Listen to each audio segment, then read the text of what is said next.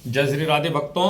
मंदिर में कैसे जाना चाहिए इस बारे में हम आपको बताना चाह रहे हैं कि मंदिर में जाने से पहले आपको अपना दैनिक दिनचर्या कार्यक्रम निपटाना है, शुद्ध होना है, स्नान करना है। स्नान करने के बाद शुद्ध वस्त्रों को धारण करना है और शुद्ध वस्त्रों को धारण करने के बाद आपको मंदिर के लिए जाना है और मंदिर के लिए जाना भी चाहिए। और मंदिर जाते समय आप किसी भी व्यक्ति से अगर रास्ते में कोई मिलता है तो किसी भी प्रकार की कोई सांसारिक चर्चा नहीं करें, सीधे मंदिर में जाने का प्रयास करें। और घर से जब निकलते हैं तो जिस भी देवता के, जिस भी इष्ट के मंदिर में आप जा रहे हैं वहाँ पर सदैव उन्हीं का ध्यान करते रहिए। अगर राम जी के मंदिर में जा रहे हैं तो राम जी का कोई मंत्र है, श्री राम जय जय राम का गुणगान करते जाइए। शिव जी के मंदिर में जा रहे हैं तो ओम नमः शिवाय, ओम नमः शिवाय, ओम नमः शिवाय का गुणगान करते जाइए। और यदि आप अन्य देवता के मंदिर में जा रहे हैं तो उनका जो भी मंत्र होता है उसका गुणगान करते हुए जाइए। यह प्रथम बात हुई।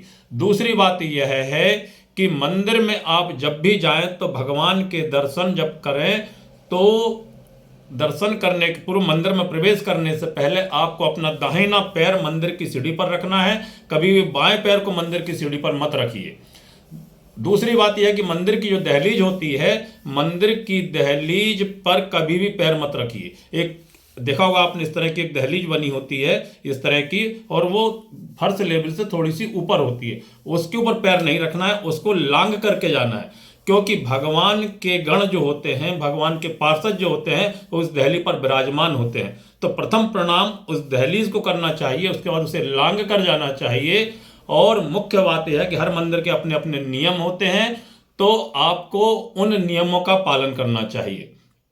किसी मंदिर में हमने देखा था कि वहां पर ऊपरी वस्त्र मतलब कि केवल धोती पहनी जाती है और ऊपरी वस्त्र मतलब शर्ट को उतार दिया जाता है और वहां पर फिर उस तरह से दर्शन किए जाते हैं। तो जैसी जहां की परंपरा हो, हमें उस परंपरा का निर्वहन करना चाहिए। और मुख्य बात हम आपको बता दें कि अपने जेब में किसी भी प्रकार का कोई लेदर का सामान नहीं होना चाहिए, पर्स नहीं होना चाहिए लेदर का, चमड़े का कोई जॉकेट वगैरह नहीं पहनना चाहिए, कमर में बेल्ट नहीं बांधना चाहिए। और मंदिर में जब भगवान के दर्शन करें तो सिर के ऊपर एक गमछा या एक रुमाल अवश्य रखना चाहिए भगवान के लिए दर्शन करने के लिए। दूसरी मुख्य बात यह है कि कभी भी मंदिर में भगवान के एकदम सम्मुख होकर के दर्शन नहीं करना चाहिए, एकदम आमने सामने होकर के दर्शन नहीं करना चाहिए। या तो भगवान के बाएं में खड़े होइए या भगवान के दाएं में खड़े होइए। अगर आप राम जी के मंदिर में जा रहे हैं तो निश्चित ही राम जी के मंदिर के एकदम जस्ट सामने श्री हनुमान जी महाराज होते हैं। अब ये बात अलग है कि मंदिर के जस्ट सामने हनुमान जी महाराज की मूर्ति विग्रह है कि नहीं है, लेकिन अप्रत्यक्ष रूप से हनुमान जी महाराज भगवान के सम्मुख होते हैं। तो भगवान के सम्मुख होकर कभी भी दर्शन नहीं करना चाहिए, या तो बाएं तरफ खड़े होइए या दाएं तरफ खड़े होइए। और अगर मंदिर में अधिक भीड़ है तो दंडोवत प्रणाम नहीं कीजिए, क्योंकि इससे आपको नुकसान हो सकता है। भीड़ होती है तो धक्का मुक्की होते हैं, लोग ऊपर गिर जाते हैं, तो इससे आपको नुकसान हो सकता है। अभी हम पिछले समय वृंदावन बांके बिहारी जी मंदिर में दर्शन करने गए थे, तो वहां पर हमने एक विशेष बात देखी। विशेष बात यह देखी कि कोई भी व्यक्ति बिना मोबाइल के दर्शन नहीं कर रहा है। मतलब सबसे पहले उसने अपनी जेब से मोबाइल निकाला और भगवान की फोटो लेने का प्रयास किया, सेल्फी लेने का प्रयास किया, वीडियो बनाने का प्रयास किया, अपने घर के लोगों को वीडियो कॉल पर दर्शन कराने का प्रयास किया।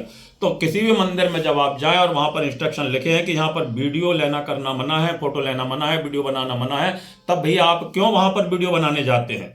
क्या बिहारी जी वीडियो बनाने के लिए कोई दार्शनिक स्थान हो गया, एक पिकनिक स्पॉट हो गया? लोग वहां पर पिकनिक स्पॉट के माध्यम से इस तरह आज जा रहे हैं, बड़ा देखकर अफसोस होता है।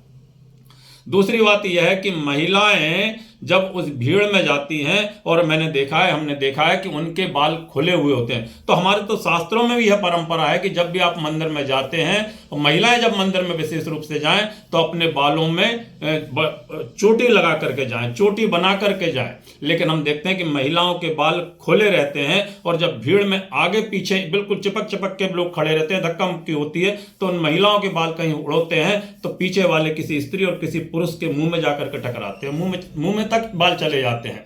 तो यह तो बहुत बड़ा अपराध हो गया, यह तो बहुत बड़ा दोष हो गया। बालों में बहुत अशुद्धि होती है, बालों में पाप का वास होता है, सिर के ऊपर पाप का वास होता है। तो भक्तों यह ध्यान रखिए, और महिलाओं से विशेष आग्रह है कि वो अपने बालों में हमेशा चोटी बांध कर जाएं, कुछ ऐसा बांध कर जाएं, चोटी लगा के जाएं, ताकि बाल उड़े नहीं। यह शास्त्र सम्मत बात है। अच्छा, दूसरी मुख्य बात यह आई है कि जब हम मंदिर में जाते हैं तो हमने भी देखा कई जगह, और बिहारी जी के मंदिर में तो विशेष रूप से हमने देखा है कि वहां पर जूते अगर इकट्ठे किए जाए ना तो एक ट्रक जूते रोज निकलते हैं वहां पर, जो गुम जाते हैं भीड़ में, पैरों से इधर उधर हो जाते हैं। तो उन जूतों को यथा स्थान पर रखिए। जगह जगह मंदिरों में जूते रखने के स्थान बने रहते हैं, तो वहां पर जूते आप अपने स्थान पर रखिए, क्योंकि ऐसा कहा जाता है, शास्त्रों में भी ऐसा वर्णन है कि जब कोई व्यक्ति आपके जूतों को लांग करके जाता है, आपके जूतों के ऊपर पैर रख के जाता है, तो उस स्थिति में आप उसे अपना